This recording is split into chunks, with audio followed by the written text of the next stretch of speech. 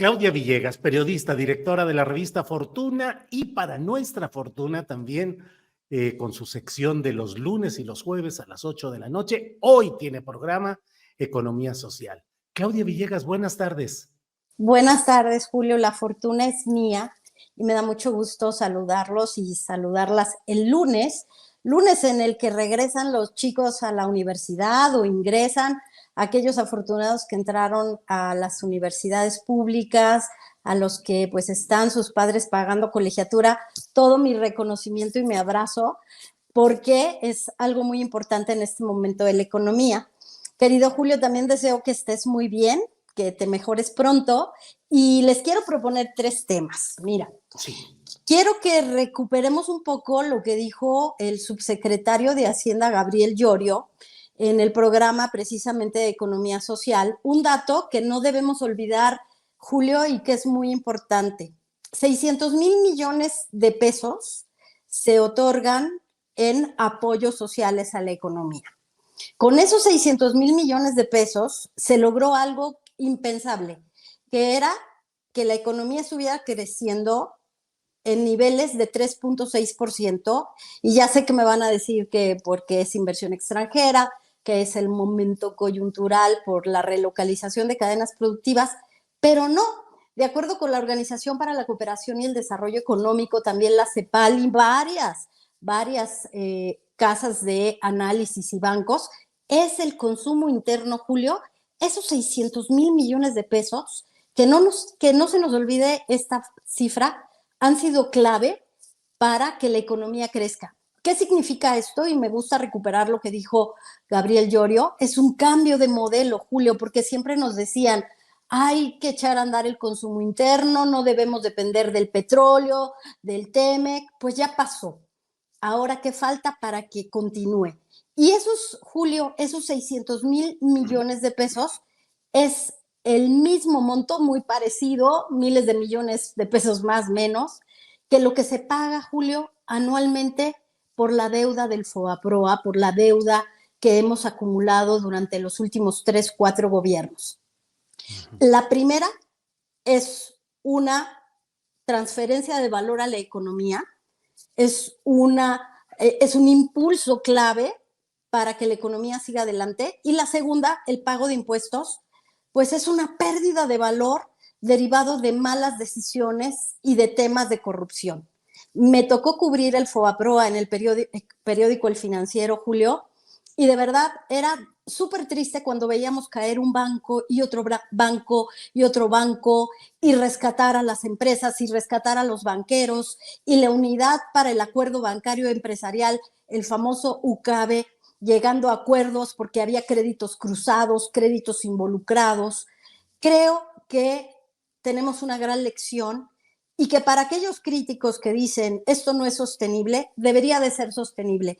El país debería de ser y debería de hacerse el esfuerzo para que, independientemente, Julio, de cualquier gobierno, se mantenga el consumo interno. Ahora, vamos a analizar lo que nos dijo la maestra Mariana Campos de México Evalúa.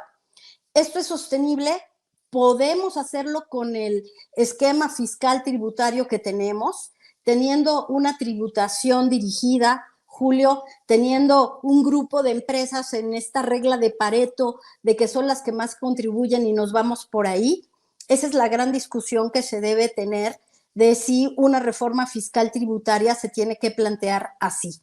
En opinión de nuestros actuales funcionarios en la Secretaría de Hacienda, por ahora no se plantea, porque no es políticamente correcto, porque en este momento no lo ven necesario. Pero bueno, ahí pues el asunto que nos dejó, querido Julio, la conversación con Gabriel Llorio y con Mariana Campos, que es un think tank, México Evalúa, pues mucho más centrado en observar cuáles son esas debilidades estructurales de la economía. Y la otra conversación que quisiera tener hoy, Julio, que me pareció muy interesante, ¿te acuerdas que yo dije aquí en tu programa hace 2 años que Deer Park, Julio, era la mejor operación que se pudo haber realizado? Sí. Porque íbamos a sustituir la compra de gasolinas a otras refinerías, y que era una operación, era como comprar a quien te vende para tener el negocio.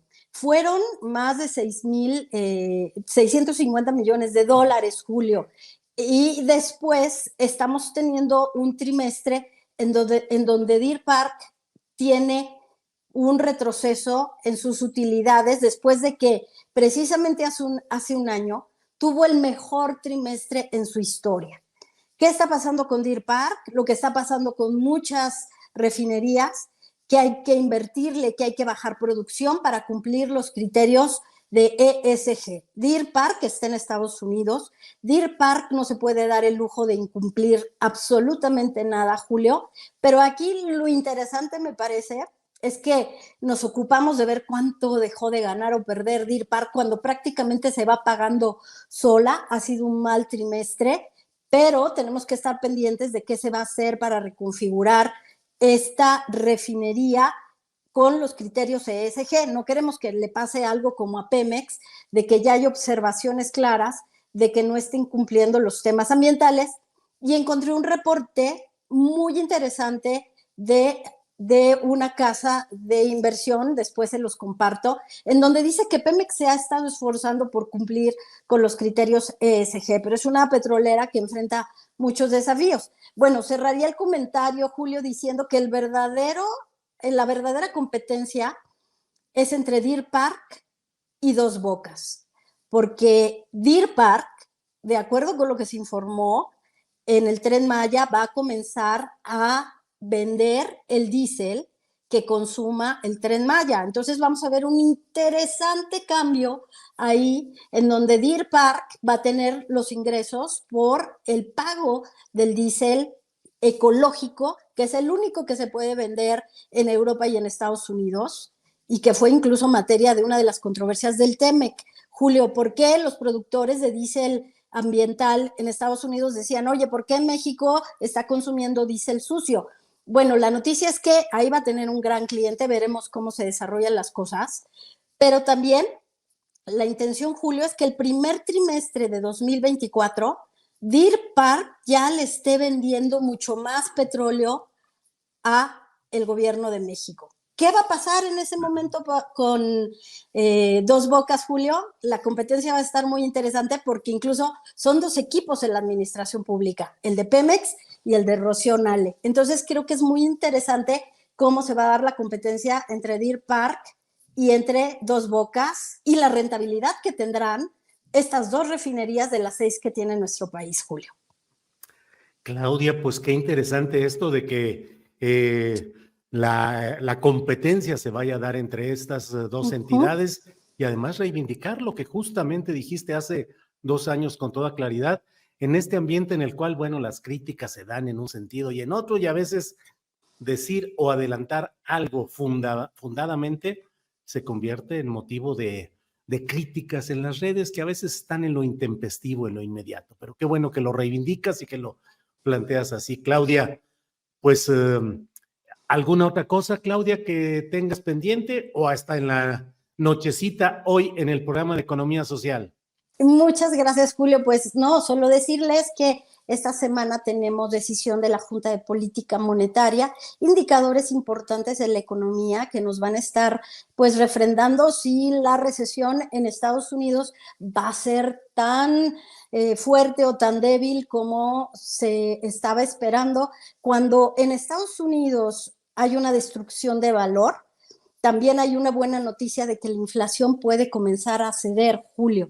Entonces, por eso, el tipo de cambio tuvo una recuperación después de 7 meses de haber ganado más de 16%. Hoy también amanece un poco débil, pero los factores, como nos explicó Jonathan Heath en Economía Social, están ahí.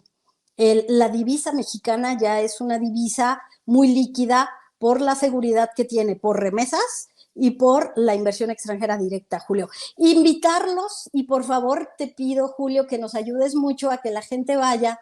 Hoy en la noche vamos a tener una entrevista exclusiva con Raquel Buenrostro. Ándale. Fuimos. ¿Qué te parece, Julio? Excelente, excelente. Hoy a las 8 de la noche, entrevista exclusiva con Raquel Buenrostro en Economía Social con Claudia Villegas. Hoy mero, Claudia, muy bien.